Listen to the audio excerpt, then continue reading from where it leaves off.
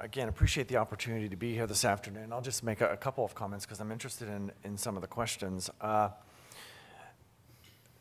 We have a challenge and an opportunity at NGA, and the challenge is that in 2010 we have 36 seats up, and 23 of them are definitely going to turn over. And assuming all of those that are running again are not vulnerable. And in this climate, you might expect some indeed are going to be vulnerable for a second term. We have done a lot of work, and I think it's evidenced in states like Minnesota and the others that you pointed out, Jim, where governors have really tried to take on the issue of compensation. But we're going to have to start over in a couple of years, and even next month with the new governor in Virginia coming into office, and we'll see what happens in New Jersey.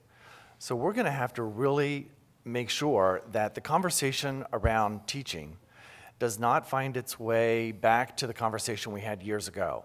And it's always limited to professional development and more money into professional development without any real sense of what we get for the money we put into PD.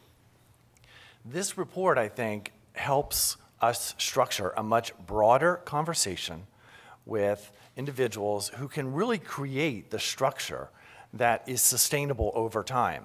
Because we can't afford to put, when we talk about compensation, I don't think we can afford to continue to put more money into the initiatives, and not to pick on any one in particular, but the initiatives with no guarantee that they are sustainable over time, and no guarantee that the result is an improvement in student achievement. So we really need to look at the structures, whether it's the HR systems, the ways that we structure the professional development, the structures that we put in place when we talk about teacher compensation. Otherwise, it's a fly-by-night initiative on how we're going to improve teacher pay. I think this report very eloquently looks at the breadth of human capital policies that states are going to have to pay attention to. And we have to look at the pre-service. We have to look at the system of professional development and the compensation. It is the full breadth of those policies that are going to improve, we think, the quality of teaching in classrooms across the country. And I think what this report does for us enables us to go to the 6 states that we're working with: Louisiana, Indiana, Florida, and some others who by early spring will have a state policy pieces of legislation to create a new compensation system in their states. The one that stands out in my mind is Louisiana, who has a very robust data, and we can't forget the importance of data in all of this.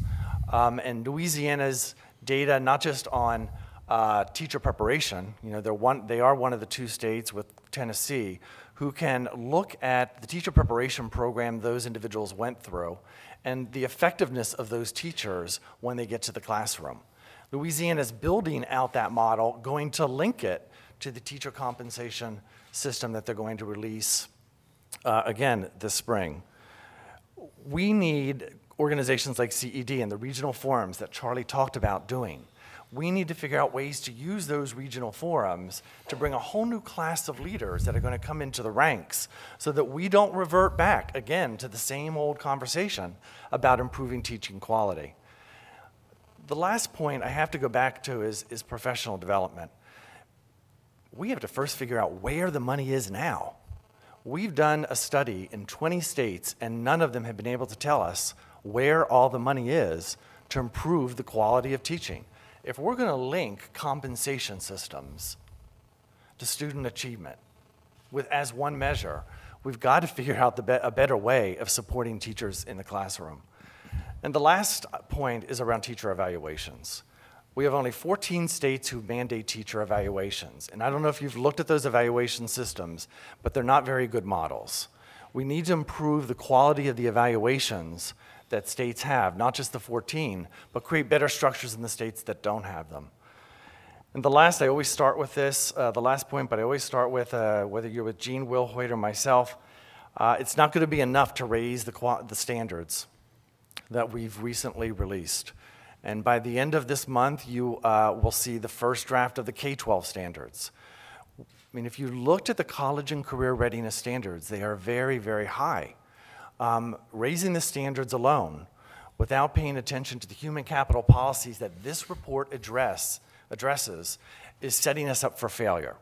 And that's why the NEA, the AFT, the corporate community, and others are critical to helping us ensure that we don't wait until the standards hit the classroom before we figure out how we're going to support the people who have to actually help students meet those standards. But I think compensation is a real good incentive for helping teachers reach those higher standards. Dane, thank you. You mentioned this rotation, 36 gubernatorial elections and a large number of them likely to change. And your concern is that they be well informed when they become candidates.